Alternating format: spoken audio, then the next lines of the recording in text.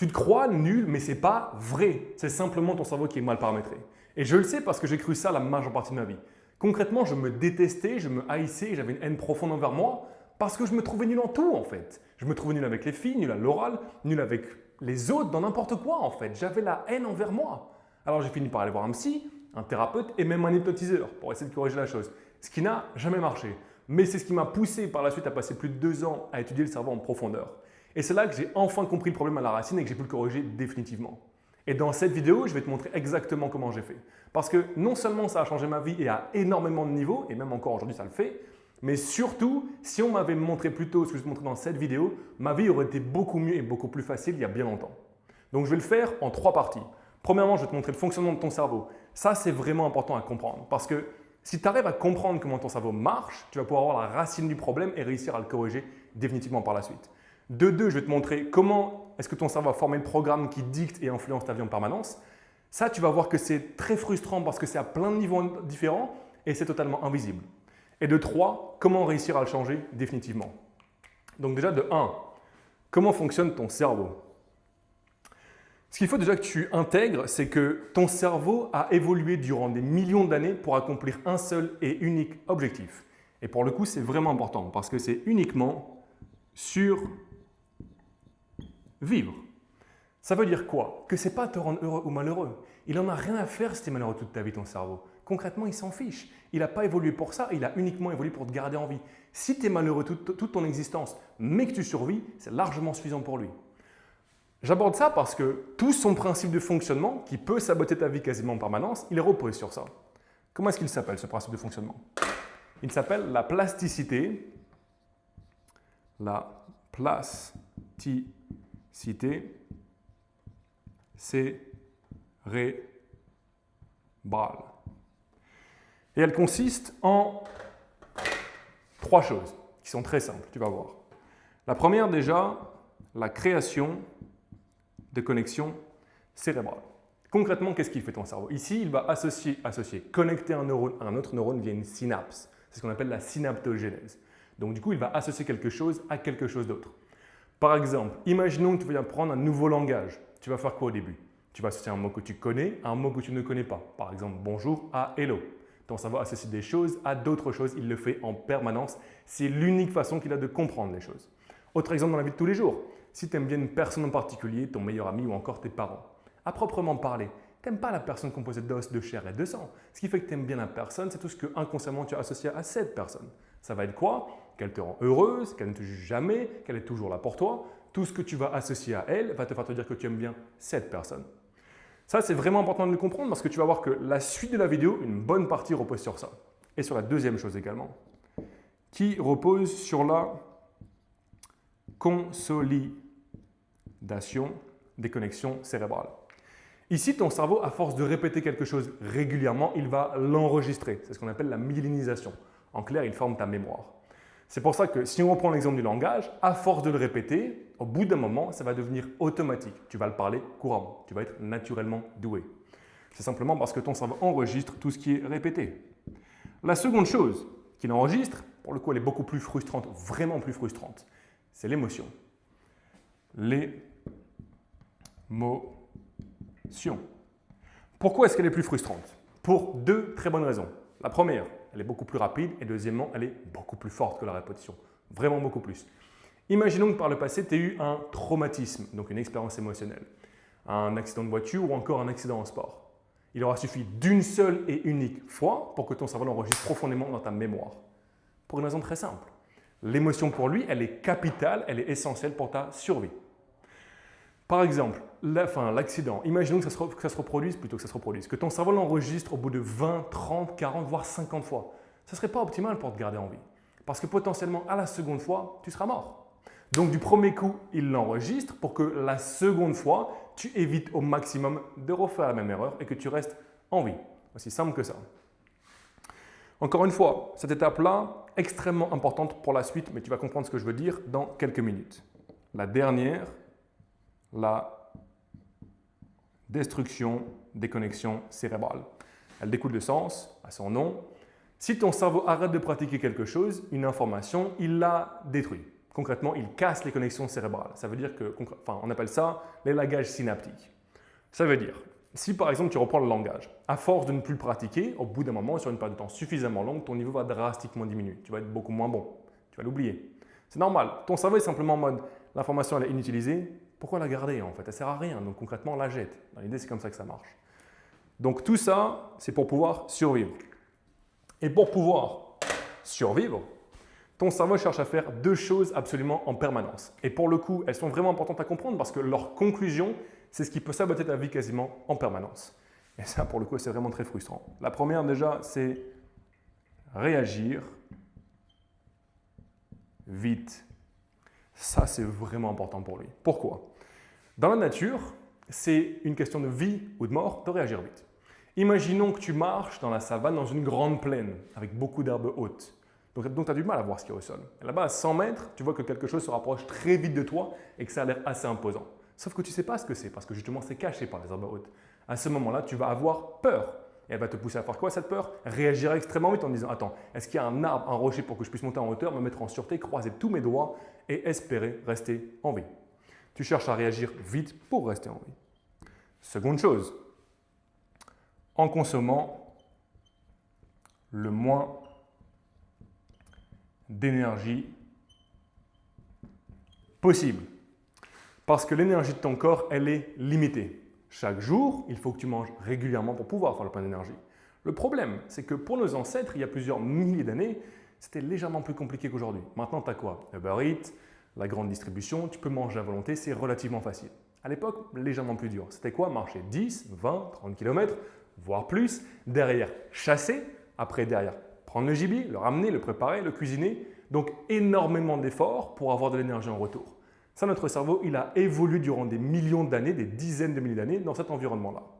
Donc, pour lui, pour pouvoir réagir vite et consommer le moins d'énergie possible, il cherche à faire une seule et unique chose en permanence, qui est extrêmement simple, réutiliser ta mémoire.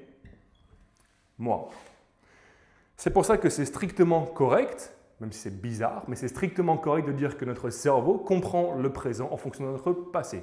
Pourquoi? Ton passé, en majorité, c'est ta mémoire. Donc, il comprend le présent en fonction de ton passé, ta mémoire. Par exemple, très rapidement, tu prends ton téléphone.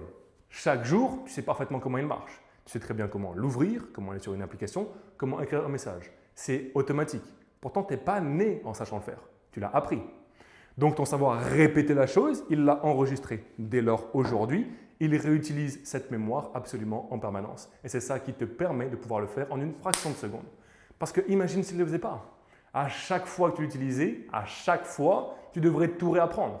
Là, tu le prends 5 minutes, tu le poses 5 minutes. Tu le reprends, tu ne sais plus comment il marche. Donc 4-5 heures pour tout réapprendre. Tu le poses 5 minutes, tu ne sais plus encore. 4-5 heures. Ce serait infernal. Pour le coup, on l'utiliserait beaucoup moins. Mais ce serait vraiment horrible parce que ça consommerait trop d'énergie et ce ne serait pas suffisamment rapide. Dès lors, il réutilise ta mémoire. Et justement, c'est tout ce principe de fonctionnement pour la survie qui façonne ta personne, tout ce que tu vas croire à ton sujet. Et c'est ça qui va dicter ton comportement, ta façon d'agir, ta façon de réagir, mais également tes pensées ou encore la trajectoire de ta vie. Ça veut dire ce que tu vas t'autoriser à faire ou non. Toute ta vie est dictée par ça. J'insiste sur ça parce que je veux vraiment que tu comprennes qu'il n'y a rien d'inné ou de naturel. Ton cerveau a compris les choses, tout du moins, ton cerveau a appris les choses. C'est un conditionnement cérébral. Tu n'es pas né avec. Il a appris les choses. Le problème, c'est quoi? C'est que ça fait depuis tellement longtemps que tu agis comme tu agis, que tu as les pensées que tu as, etc., que tu crois ce que tu crois à ton sujet, que tu es simplement en mode « bah c'est moi ». Pourquoi? Parce que tu as oublié la racine de la chose, tu as oublié la source de la chose. Donc tu es simplement en mode « c'est moi », point final. Non, encore une fois, ton cerveau l'a appris. C'est comme le français. Tu pourrais croire que c'est normal et naturel de le parler tous les jours, parce que tu le parles tous les jours, naturellement. Sauf que tu n'es pas né en parlant français. Tu as appris à parler français quand tu étais enfant. Le problème, c'est que maintenant, vu que tu ne te rappelles plus, parce que ça fait trop longtemps que tu le parles, tu es juste en mode bah, « c'est naturel de parler français ». C'est l'exacte même chose avec tout ce que tu crois à ton sujet. Donc, ce qui façonne ta vie repose sur ça. Tu n'es pas né avec. Maintenant, quelles peuvent être les conséquences de la chose? Le deuxième point, donc. Ça, pour le coup, tu vas voir que c'est extrêmement frustrant quand tu vas vraiment comprendre la chose. Personnellement, c'était un peu déroutant de le comprendre. Bref, donc, Si, imaginons, ton cerveau par le passé, comme le mien et comme pour beaucoup de personnes que j'ai aidées, a associé que le regard des autres, par exemple toi qui parles en public, toi qui es dans une cour de récré, peu importe, le regard des autres, on s'est compris.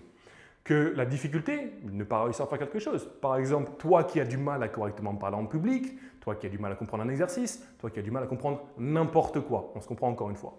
Donc, ce genre de choses occasionne, roulement de tambour, la honte. Pourquoi la honte? Ce n'est pas par hasard. Pourquoi la honte? Parce que dans ce genre de situation, donc, on se serait moqué de toi. Quand tu étais en public, on t'a humilié devant tout le monde. On t'a rabaissé, on t'a comparé négativement aux autres, on t'a fait comprendre que tu étais nul, vraiment mauvais. Dès lors, à ce moment-là, tu as eu honte, fort probablement. Comme on l'a compris ici, ton cerveau a associé les choses et grâce à l'émotion, là encore une fois, il a enregistré les choses.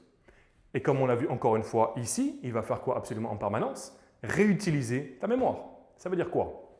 Que dans le présent, dès que tu feras face à une situation plus ou moins similaire, j'insiste sur le plus ou moins similaire, si c'est de près ou de loin similaire à ça, c'est largement suffisant pour ton cerveau pour qu'il réactive la chose. Ça implique quoi? Que dès que tu feras face à ça, dès lors, il va réactiver la honte. Sauf que là maintenant, et c'est ça qui est assez drôle, c'est que maintenant dans le présent, il n'y aura plus besoin des autres pour que tu ressentes la honte. Ton cerveau réactive ce qu'il a en mémoire. Pour lui, c'est beaucoup plus facile, ça consomme moins d'énergie, c'est plus rapide. Il a la flemme concrètement, ton cerveau. Donc, tu ressens la honte à l'avance. Il n'y a plus besoin des autres. Ton cerveau il est en mode « Attends, wow, la situation ressemble par le passé. Attends, mais par le passé, tu as eu honte. Ce qu'on va faire, c'est que je vais réactiver la honte à l'avance. C'est beaucoup plus rapide. » Logique. Logique. Ouais, logique. Sauf que ce qui est dérangeant, c'est que la honte, et même du reste absolument toutes les émotions que tu pourras ressentir, peu importe lesquelles, le bonheur, la gratitude, le fait d'être heureux, l'incertitude, peu importe les émotions, on se comprend. Chaque émotion, ce n'est pas un mot pour ton cerveau. Chaque émotion pour ton cerveau, c'est un cocktail de molécules chimiques. Chaque émotion a vraiment son cocktail. Et c'est ça qui est intéressant parce que, on l'écoute juste rapidement déjà, les molécules chimiques. Dans le cadre de la honte, ces molécules, ça va être lesquelles? Il y en a plusieurs, mais on va simplifier la chose pour que ce soit facile à comprendre. On va en citer que deux. Ça va être la noradrénaline et le cortisol, qui vont être libérés en grande quantité. J'insiste sur le grande quantité, très important. Parce que quand elles sont libérées en grande quantité, elles impactent encore une fois, roulement de tambour, le cortex préfrontal, qui est assez intéressant. Ton cortex préfrontal, il te permet quoi? Dans l'idée, je vais simplifier la chose, mais ça reste quand même correct, c'est la partie de ton cerveau, qui est juste ici du reste, qui va te permettre d'être bon, d'être doué. Ton cortex préfrontal, il va te permettre par exemple de te concentrer sur quelque chose. Quand tu veux lire un livre, quand tu veux accomplir un objectif, il faut que tu puisses te focus sur un truc pour pouvoir accomplir l'objectif. Être doué. Il va te permettre par exemple de comprendre des choses, de pouvoir corréler des informations entre elles. Par exemple, quand tu parles face à une caméra, quand tu parles face à un groupe, ce genre de choses, il faut que tu puisses corréler tes idées entre elles pour pouvoir être créatif, être doué, être à l'improviste. Ça peut également être pouvoir raisonner, résoudre des problèmes. Ça peut également être lucide, être rationnel. Ça, c'est assez utile. Quand tu es émotionnel, tu es irrationnel. Bref, donc ton cortex préfrontal te permet d'être bon, d'être doué. Sauf que lui, il fonctionne correctement quand il est stable, chimiquement parlant. Quand il est stable, chimiquement parlant. Quand ces molécules chimiques-là sont libérées en grande quantité, qu'est-ce qui se passe? Il est instable. Et quand il est instable, ses performances, elles sont en chute libre, vraiment en chute libre. Ça veut dire que, paf, elles sont vraiment en chute libre bien fortement. Dès lors, à ce moment-là, qu'est-ce qui se passe? Tes difficultés augmentent. Tu as beaucoup plus de mal à faire les choses. Ce qui est normal, tu perds concrètement ton cerveau, tes capacités cognitives, tu les perds, ton intellectualité, tu la perds. Elle est en chute libre. Tes difficultés augmentent, tu as beaucoup plus de mal à parler devant un groupe, tu as peur, tu es stressé, tu anticipes à l'avance que les autres vont se moquer de toi, tu ne sais pas forcément ce que tu veux dire, tu perds un peu tes mots, tu perds ta mémoire, tu perds tes moyens concrètement. Donc à ce moment-là, sachant que ton cerveau a associé ça à la honte, il se passe quoi? Tu as encore plus de honte, plus de difficultés, plus de honte, plus de molécules chimiques, moins de cortex préfrontal, plus de difficultés. Et ça commence à former une boucle.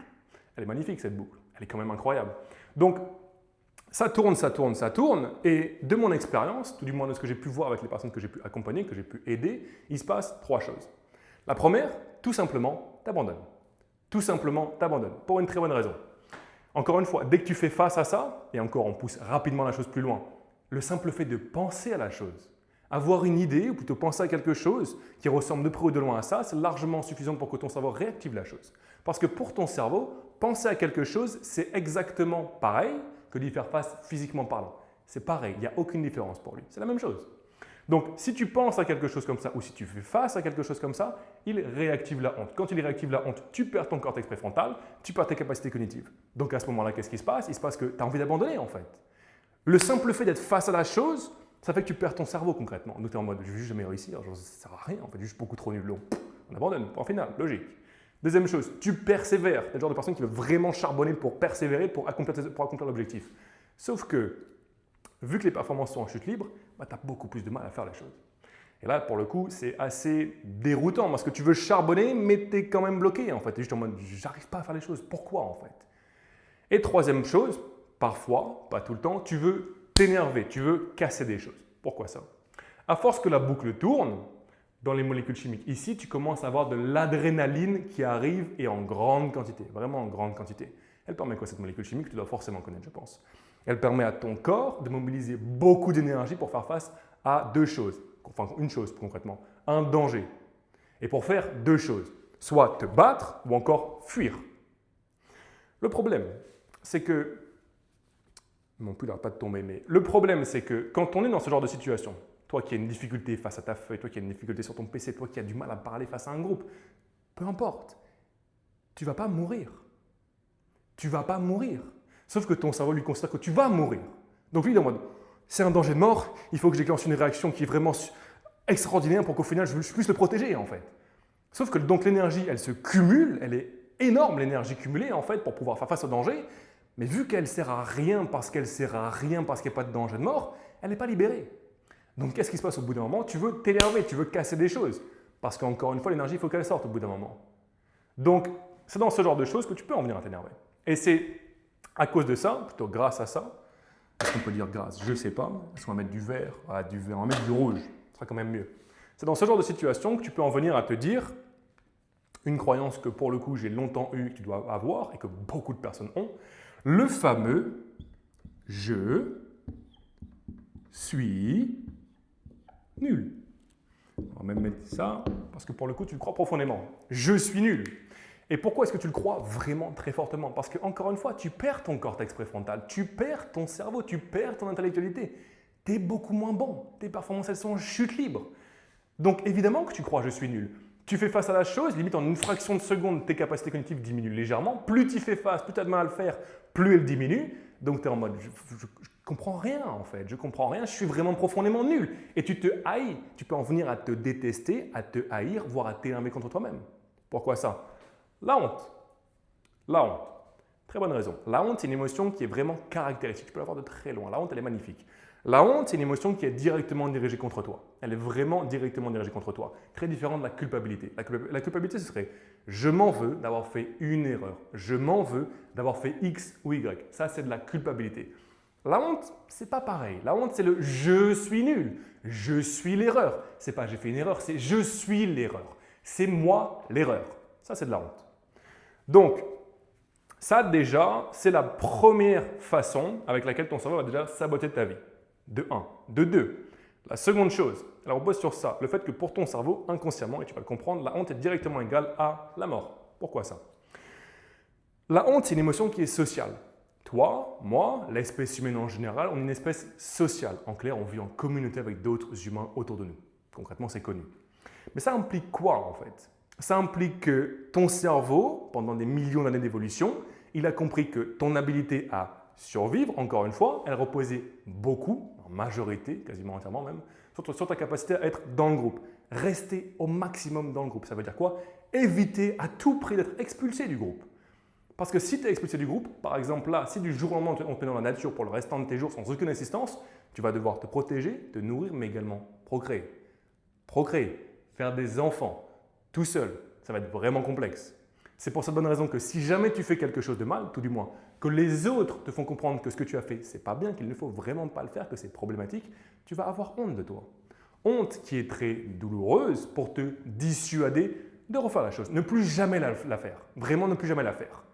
Parce que si jamais tu refaisais la chose, au bout d'un moment, tu pourrais te mettre le groupe en danger et en échange, le groupe ferait quoi? Ne plus te protéger, ne plus te nourrir, ne plus te donner aucun accès plutôt à un partenaire, donc ne plus procréer, ce qui est le but fondamental d'une espèce, qu'on le veuille ou non.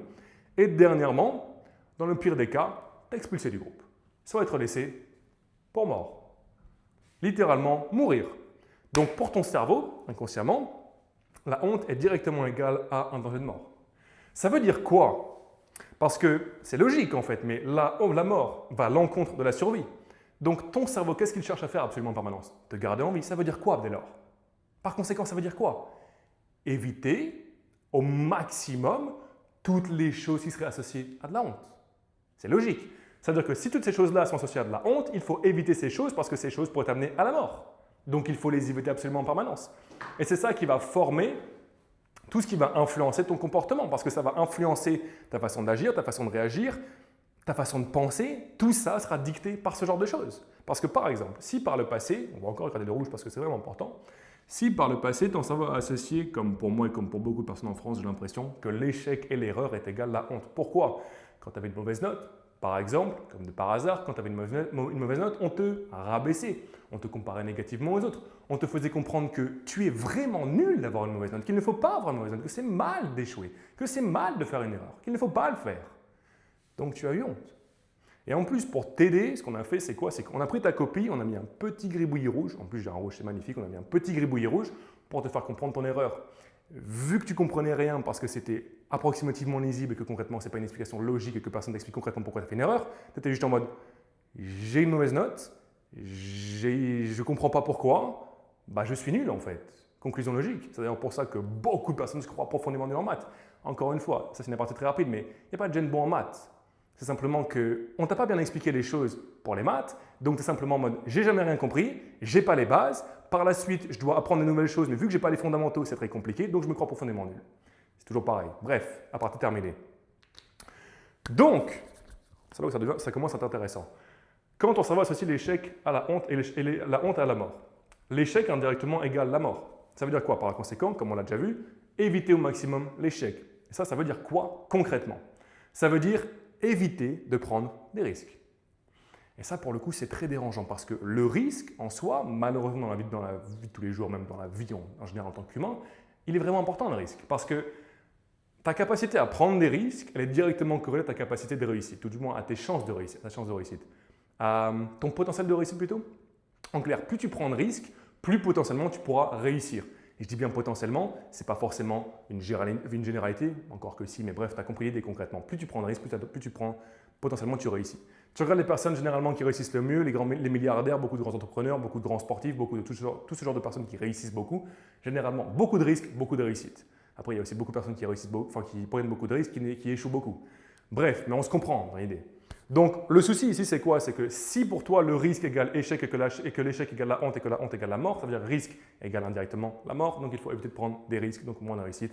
On se comprend. Ça veut dire quoi concrètement? On va aller vraiment à l'essentiel. Mais ça veut dire quoi? Genre, tu vas vouloir éviter de lancer ta boîte, par exemple, éviter de demander une promotion si jamais on te la refuse, éviter de changer de travail si jamais tu n'en trouves pas un autre, en fait, concrètement, que tu échoues. Éviter d'aller voir la fille qui t'intéresse, même si tu la regardes et qu'elle te regarde, parce que si jamais elle te refuse ou tu ne sais pas trop, tu vois. Donc, tu évites beaucoup de choses. Et ça, pour le coup, c'est très dérangeant parce qu'en plus, à chaque fois, ton cerveau va rationaliser la chose. Donc, tu ne vas pas te dire « j'évite l'échec ». Évidemment que non. Tu vas simplement te dire quoi? Non, ce n'est pas suffisamment parfait, je n'ai pas suffisamment de connaissances, je ne suis pas suffisamment bon, ça ne va pas, je ne connais pas suffisamment la chose. Mais au fur et à mesure, au final, il se passe quoi? Il se passe que tu ne passes pas vraiment à l'action, en fait. Tu ne passes pas vraiment à l'action. Et le plus frustrant, le plus désespérant pour moi, c'est que même si tu pousses malgré ça, que tu charbonnes pour faire les choses, parce que tu es vraiment déterminé à réussir, tu n'es pas là pour essayer, tu es là pour réussir, tu es quand même bloqué par ça en fait. Parce que tu peux pousser aussi fort que tu veux, sauf que dès que tu fais face à ça, tu perds tes capacités cognitives. Donc tu es beaucoup moins bon. Et ça, pour le coup, c'est extrêmement frustrant, je trouve. Parce que tu peux carrément venir parfois te dire, mais est-ce que je vais réellement réussir? Est-ce que c'est fait pour moi? Parce qu'à tout moment, pour les autres, c'est inné naturel et moi, je ne vais juste jamais réussir parce que je suis beaucoup trop nul, parce que je suis un gros loser. Et je dis pas ça d'expérience. Mais c'est très frustrant en fait, parce que tu vas carrément venir à te dire à tout moment, c'est pas fait pour moi, c'est pour les autres, c'est naturel, pour moi, c'est juste pas fait pour moi en fait. Donc tu vas vivre une vie de 1, potentiellement qui sera gouvernée par ce que les autres t'ont fait ressentir, et surtout vivre une vie inférieure à ton réel potentiel. Parce que tu pourrais avoir accès à ton réel potentiel si ce genre de choses n'était pas égal à de la honte, en fait, tout simplement. Parce que dès que tu fais face à ce genre de choses à l'heure actuelle, quelque chose qui ressemble de près ou de loin, encore une fois, tu perds tes capacités cognitives. Tu es beaucoup moins bon. Donc, tu n'expérimentes même pas ce qu'est ton réel potentiel. Et ça, pour le coup, je trouve ça absolument atroce. Parce que tu as une seule et unique vie sur Terre. Tu as une seule existence. Mais là, à cause de ça, à cause d'un mauvais paramétrage de ton cerveau simplement pour la survie, pour juste consommer le moins d'énergie possible, ton cerveau sabote ta vie. Ton existence entière va être sabotée. Et ça, c'est... Je suis désolé, en fait, je me répète, mais c'est le cas, c'est atroce. C'est juste atroce, en fait. Bref. Mais la bonne nouvelle, c'est qu'on peut le changer. Et on arrive à ça maintenant. Je vais te montrer comment faire. Mais déjà, avant qu'on puisse parler de changement, abonne-toi, si à l'heure actuelle tu apprends des choses. Et sache que dans les prochaines vidéos que je vais faire, qui vont arriver par la suite, je vais en faire d'autres sur le cerveau. Personnellement, ça a changé ma vie à énormément de niveaux différents, de comprendre comment le chef d'orchestre de mon corps, aka mon cerveau, fonctionne. Et d'un côté, je trouve ça logique parce que c'est vraiment la pièce maîtresse de ton corps. Si tu arrives à comprendre comment il marche, c'est beaucoup plus facile de faire beaucoup de choses dans la vie. Bref, tu verras, j'ai beaucoup de choses à t'expliquer. Donc, comment réussir à changer? Plutôt, comment changer en fait, tout court? 3 choses, 3 parties. Bref, 1, 2, 3. On se comprend, 3 parties. Première chose, définir un objectif. Pourquoi définir un objectif? Parce que changer la façon dont ton cerveau est paramétré, c'est pas mince affaire. C'est extrêmement complexe et c'est vraiment dur. J'y reviens très rapidement en coup de vent, mais comme je te l'ai expliqué là, ton cerveau à l'heure actuelle, il a formé un programme par la répétition et par l'émotion. Le problème, c'est l'émotion. Parce que l'émotion, comme on se rappelle avec le traumatisme, il suffit d'une seule fois pour que ton cerveau l'enregistre. Là, il a répété l'émotion à de nombreuses reprises pendant de nombreuses années. Donc, ce programme, il est vraiment en béton armé. C'est pour ça que réussir à le changer, c'est monumentalement complexe. Et de ce que j'ai pu voir avec les personnes que j'ai pu aider, l'objectif, c'est vraiment la seule et unique chose qui va te motiver à aller jusqu'au bout, à persévérer malgré la difficulté, à ne pas abandonner quand ça va être dur. Parce que pour le coup, là, je vais être vraiment franc avec toi et transparent, ça va être dur. Je ne vais pas te vendre du rêve en disant « T'inquiète, en l'espace de 2-3 jours, ce sera fini, magnifique, tu vas avoir vraiment un changement drastique en 3 jours. » Non, ça va être dur, ça va prendre plusieurs mois, tu vas avoir l'impression que ça marche, tu vas avoir beaucoup l'impression que ça ne marche pas, que tu fais marche arrière. C'est ingrat de changer. Je ne vais pas te vendre du rêve parce qu'il n'y a pas de rêve à te vendre en fait. C'est juste dur de changer. C'est juste dur en fait. Donc, définir un objectif, de mon expérience, après concrètement tu fais ce que tu veux, mais de mon expérience, c'est vraiment important parce que c'est la seule chose encore une fois qui va te motiver à aller jusqu'au bout. Donc, définir un objectif. Ça peut être n'importe quoi, la personne que tu voudrais à long terme, tes objectifs à long terme, ce que tu voudrais bâtir, l'empire que tu voudrais faire, peu importe. Bref, définir un objectif, quelque chose qui te motive suffisamment à être déterminé. Une fois qu'on a fait ça, on rentre dans le vif du sujet. Nommer ce que tu ressens. Qu'est-ce que je veux dire par là? À l'heure actuelle, comme on l'a vu, ce programme qui t'anime, il est 100% automatique et surtout 100% inconscient. Tu ne t'en rends même plus compte. D'où le « je suis comme ça, j'ai toujours été comme ça », point final. Non, il est simplement inconscient. Dès lors, il faut déjà réussir à nommer la chose. Ça veut dire quoi? Conscientiser la chose, le voir en action. Ça requiert de faire 2 choses. Et je vais te montrer exactement comment faire. Métacognition, méta-émotion. Méta, ça vient du grec. C'est très simple concrètement. Ça veut dire prendre du recul sur. Donc, métacognition, prendre du recul sur tes pensées, comprendre pourquoi est-ce qu'elles sont là, qu'est-ce qui les occasionne, qu'est-ce qui les a engendrées, la racine de la chose. Concrètement, tu arrives à nommer la chose. Méta-émotion, même chose. Comprendre l'émotion que tu ressens, pourquoi est-ce que tu la ressens, qu'est-ce qui l'a occasionné, ce genre de choses. Dans l'idée, c'est un peu comme si tu étais en 3e personne au-dessus de toi. Tu arrives à voir ce que tu ressens, pourquoi est-ce que tu le ressens, pourquoi est-ce que c'est là, précisément. Tu es vraiment très aware de ce qui se passe dans ton corps, dans ta tête, etc. Avant de t'expliquer donc comment faire, dis-toi juste que tu prends les plus grands sportifs au monde. Tu prends Cristiano Ronaldo, CR7, LeBron James, Michael Jordan, tu prends feu Kobe Bryant. Kobe était extrêmement fort à ça, vraiment fort. Tu prends beaucoup de milliardaires, tu prends beaucoup de grands entrepreneurs qui ont beaucoup réussi dès lors. Ils sont extrêmement doués à ça, pour une très bonne raison. C'est l'une des rares choses qui a pu leur permettre d'avoir atteint les niveaux qu'ils ont accomplis. Sincèrement. Et tu vas comprendre ce que je veux dire. Mais déjà, comment est-ce qu'on fait? Pour pouvoir le faire, il faut déjà que tu arrives à conscientiser, à différencier la différence entre la conscience et les pensées. La conscience, elle ne parle strictement jamais. Elle ne parle jamais, la conscience. Elle observe uniquement ce qui parle, les pensées. À l'heure actuelle, là, si tu penses à rien, tu es conscient. Tu es conscient de ce qui se passe, tu vois ce qui se passe. Ok, tu es conscient donc. Cette conscience, elle ne parle pas, elle observe uniquement ce qui parle. Ce qui parle, c'est les pensées. Attention, attention. Oui, de façon consciente, c'est vrai, tu peux réfléchir, c'est 100% vrai, mais tu utilises absolument toujours un outil mental que sont les pensées. Pourquoi est-ce que je dis ça? Tout ce que je vais te montrer là, ça va te permettre de voir l'automatisme et de le casser à la racine. Je m'explique. Déjà, les pensées. Tu peux avoir des centaines de milliers de pensées en permanence, tous les jours plutôt, qui sont envoyées par ton inconscient.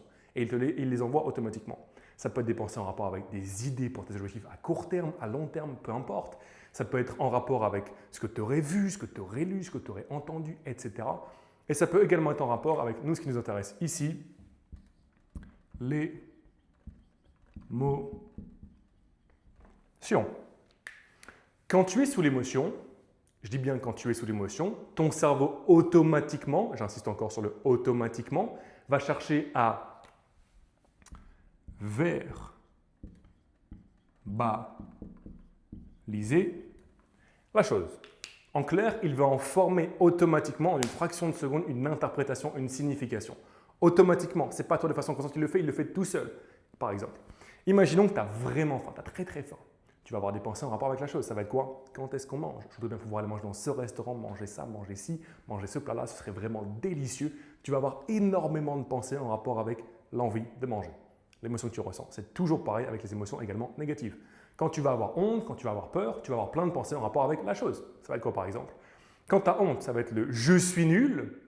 Quand tu vas avoir peur, ça pourrait être le « je ne vais jamais réussir », ça ne va jamais s'arrêter. Concrètement, tout ce genre de pensée peut occasionner le truc du… Enfin, toutes ces émotions peuvent occasionner des pensées comme « je suis nul »,« je ne vais jamais réussir »,« c'est beaucoup trop dur »,« c'est infâme »,« c'est infernal ». Tu peux avoir quoi d'autre? Tu peux avoir le fameux… Ah oui, le fameux « je suis le seul à avoir ce genre de problème, personne ne me comprend ». Bref, tu as plein de pensées négatives en rapport avec l'émotion. Encore une fois, ton cerveau automatiquement cherche à verbaliser la chose. Une fois, lorsque tu auras réussi à comprendre ça, et je précise que j'ai mis vraiment beaucoup de temps à le réaliser, sincèrement, mais déjà quand tu arrives à distinguer la différence entre ces deux choses, ça va te permettre de voir l'automatisme en action. Par exemple, imaginons que tu as un inconfort, imaginons plutôt que tu travailles sur quelque chose de difficile.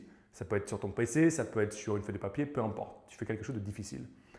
À ce moment-là, tu pourrais très bien avoir un inconfort et avoir plein de pensées négatives, comme « je suis nul, je ne vais jamais réussir, c'est foutu, ça ne va jamais marcher, c'est infâme », etc. Ça tourne en boucle.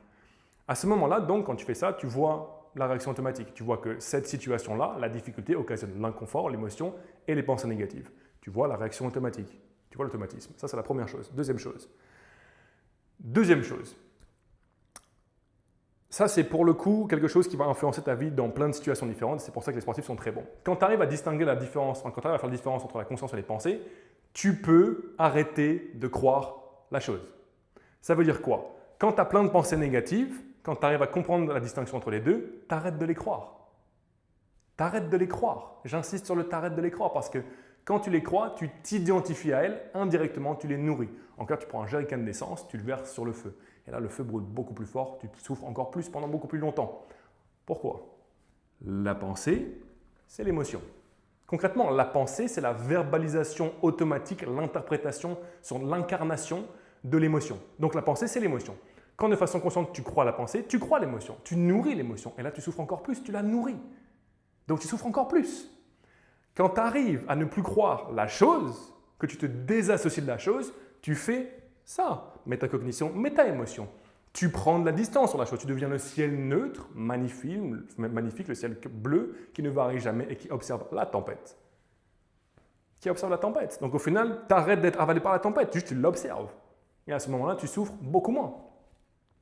On va mettre le pull comme ça va être beaucoup plus facile. Bref, tu souffres beaucoup moins.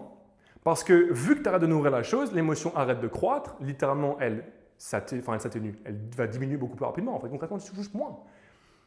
Comprendre ça, ça va te permettre de comprendre pourquoi beaucoup de grands sportifs, beaucoup de grands entrepreneurs, etc. sont très doués parce que quand tu arrives à comprendre ça, tu arrives à développer de l'intelligence émotionnelle. En clair, tu arrives à contrôler tes émotions. Tu peux les contrôler, mais vraiment à un niveau extrêmement important et très avancé. Parce que tu peux littéralement te désassocier de la chose. Donc, de façon consciente, tu arrêtes de croire le truc, littéralement, tu te mets à contrôler l'émotion de façon consciente. C'est pour ça que les grands sportifs, que beaucoup de grands entrepreneurs, sont très doués à ça, parce que c'est ça qui leur permet de pouvoir contrôler leurs émotions, les gérer et pouvoir avancer beaucoup plus vite que toi si tu es contrôlé par la chose. Parce que justement, ils arrêtent d'être contrôlés par ça. Et ça, l'avoir compris, ça a changé ma vie dans plein de situations différentes parce que ça va au-delà de simplement changer des réactions automatiques. Dans toute la vie de tous les jours, c'est utile d'avoir ça. Une fois que tu as compris ça, on peut passer à la dernière étape, modifier les réactions automatiques. Donc, quand on a vu ça rapidement, tu vas pouvoir voir, par exemple, qu'une situation X occasionne de la honte, par exemple. Le fameux « je suis nul, je ne vais jamais réussir », etc. Le truc, c'est que dès que tu vas avoir, par exemple, une difficulté, donc tu vas avoir de la honte, tu vas te dire « attends, j'arrive pas à faire la chose, je suis plus lent que les autres, donc je suis vraiment nul. » Littéralement, tu te crois nul. Le problème, il est double. Le premier déjà, il n'y a pas de jeune bon ou nul. Il y a uniquement des raisons lucides et rationnelles qui vont expliquer pourquoi est-ce que tu es nul. Autre que le « je suis mauvais parce que j'arrive pas à faire la chose ». Ça, c'est irrationnel, malheureusement. Et concrètement, je ne dis pas ça pour me vanter ou autre, en fait, en mode genre « waouh, j'ai mieux compris que toi » ou autre. Je suis le premier à avoir galéré longtemps à comprendre la chose. Donc, ce que je suis en train de te dire là, j'ai mis vraiment longtemps à l'intégrer. Mais il n'y a vraiment que des raisons lucides et rationnelles qui vont expliquer les choses. Tu peux très bien ne pas, par exemple, tu peux très bien être fatigué. Quand tu es fatigué, tes performances cognitives, elles sont en chute libre, tu es beaucoup moins bon. Tu peux très bien avoir beaucoup mangé. Quand tu es ballonné, quand tu manges beaucoup de sucre, elles sont également en chute libre. Le sucre, très mauvais. Tu peux également ne pas avoir l'habitude de faire quelque chose. Par exemple, quand tu apprends à conduire, au début, temporairement, tu vas être mauvais avant de finir au bout d'un moment par être bon, par être doué. Donc, tu es forcément nul avant de finir par être bon dans n'importe quoi, dans tout ce que tu feras dans ta vie. Malheureusement, c'est comme ça que ça marche. Tu peux également manquer d'informations. Tu pourrais très bien voir que d'autres arrivent à faire les choses facilement, en apparence tout du moins, sauf que tu oublies que dans leur vie que tu n'as jamais vécue, par le passé, durant leur enfance, durant leur adolescence, elles ont appris des choses, compris des choses qui leur ont permis aujourd'hui d'avoir suffisamment d'informations pour être à l'aise, doué, naturellement doué en fait. Si toi, tu as vu l'exact même vie qu'eux, je dis bien l'exact même vie qu'eux, tu aurais les mêmes performances, quasiment les mêmes. Parce que tu aurais les mêmes inputs, littéralement les mêmes informations consommées pour avoir le même output, donc littéralement le même rendu. Donc déjà, c'est important de comprendre ça.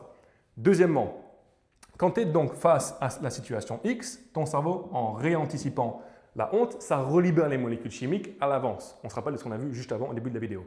Ça veut dire quoi? Qu'à l'avance, donc, les molécules chimiques vont impacter tes performances cognitives qui vont être en chute libre. Donc, tu vas avoir beaucoup plus de difficultés. En clair, tes difficultés vont drastiquement augmenter à cause de la honte que ton cerveau anticipe. Le problème, c'est que la honte que ton cerveau anticipe, c'est laquelle? Encore une fois, de façon consciente, à l'heure actuelle, tu crois les pensées qui sont la verbalisation de l'émotion. Donc, à ce moment-là, les pensées « je suis nul », etc., tu les crois de façon consciente. Donc, tu as honte de toi. Ça veut dire quoi? Et ça, j'ai vraiment mis, encore une fois, extrêmement longtemps à le comprendre et à l'intégrer. La honte que ton cerveau anticipe, c'est laquelle? C'est plus celle des autres. À l'origine, c'était celle des autres. Maintenant, c'est la tienne.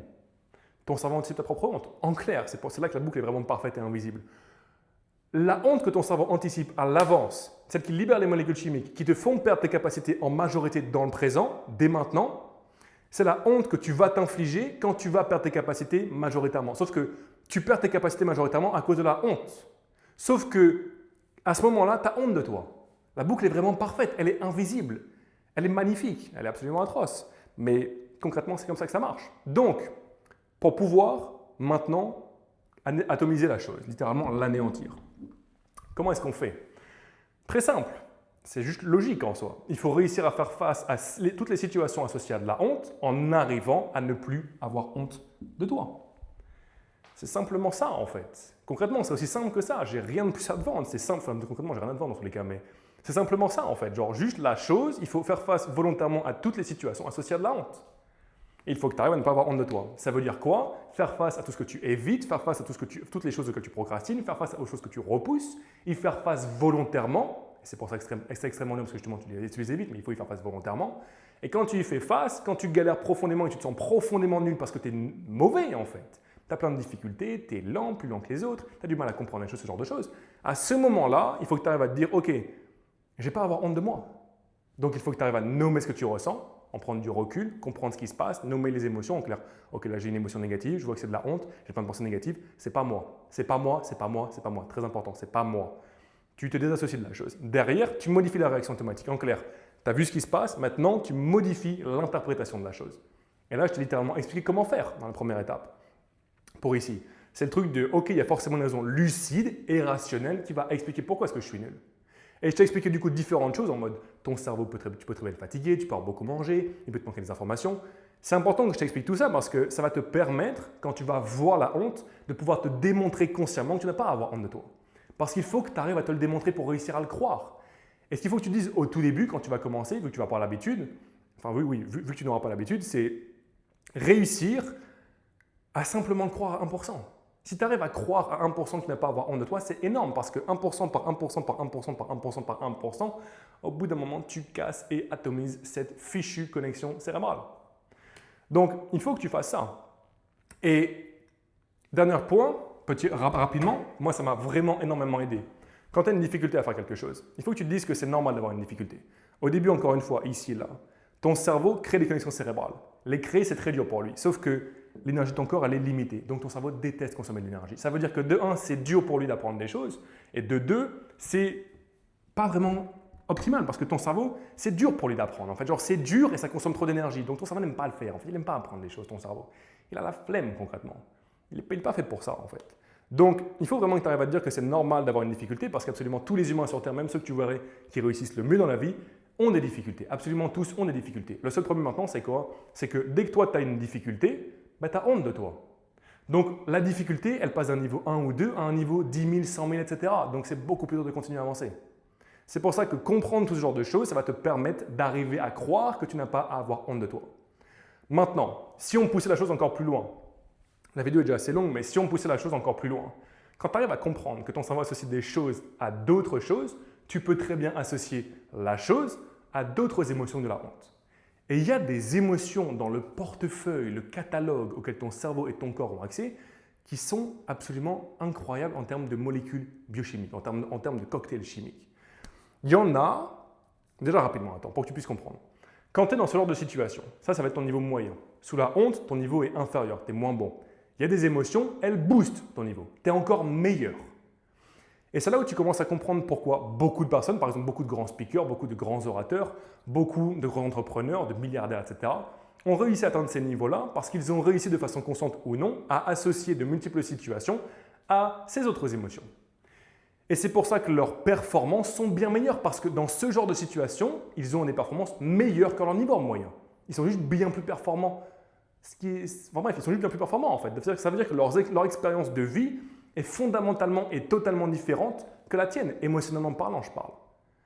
Et c'est ça qui est fou en fait, c'est que si tu arrives à comprendre que ton cerveau, si tu arrives à comprendre approximativement comment ton cerveau fonctionne, tu comprends que tu peux l'optimiser à énormément de niveaux différents. C'est ça que je trouve incroyable, de comprendre comment ton cerveau fonctionne en fait. Et personnellement, donc associer les choses à d'autres émotions, j'essaie de le faire depuis un long moment et j'y arrive de plus en plus. Donc ça marche. Et concrètement, ça change tes perfs dans plein de niveaux différents. C'est vraiment révolutionnaire en fait de comprendre ça. Sincèrement, ça change ta vie. Mais la vidéo est déjà assez longue, donc on va couper ici. Si jamais tu as la moindre question sur absolument tout ce qu'on a vu, vraiment la moindre question, j'insiste, la moindre question, moindre problématique ou autre, n'hésite pas à me la poser en DM sur Instagram, je te mettrai en description de la vidéo.